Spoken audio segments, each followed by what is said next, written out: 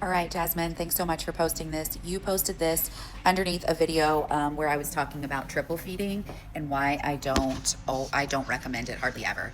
You say that you do it because your baby won't latch for longer than 5 minutes or won't latch at all. Any tips?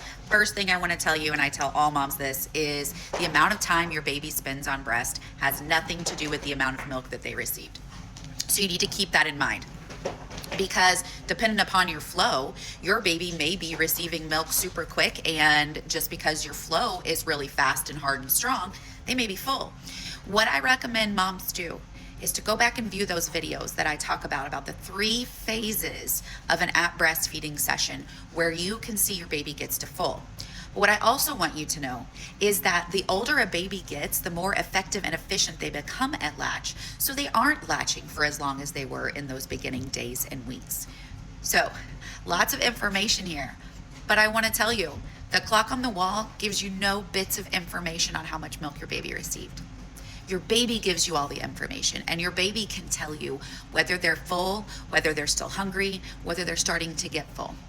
The 3 phases, I'm going to go over them really quick.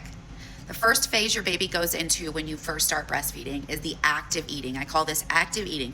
It's usually kind of noisy and very rhythmic, and you can feel the tugs and the pulls, and baby does this for a while. There's no amount of time that I can tell you, but your baby does this for a while. Then they eventually get to the second phase, which I call questionable fullness. They're questioning whether they're full or not, and that active eating starts to really slow down and has some pauses in between. This is your baby asking and trying to figure out, am I full? Am I not full? Do I want a little more? Don't I want a little more? And then the third phase comes where baby is just not really eating at all. They're doing more of the quiver suckling and just kind of hanging out. Now, the important thing to note is that a newer baby is going to fall asleep. But remember, they hit phase 1, they hit phase 2, and now they're in sleep. Okay, so a newer baby is likely going to fall asleep. An older baby might just pull away and be done.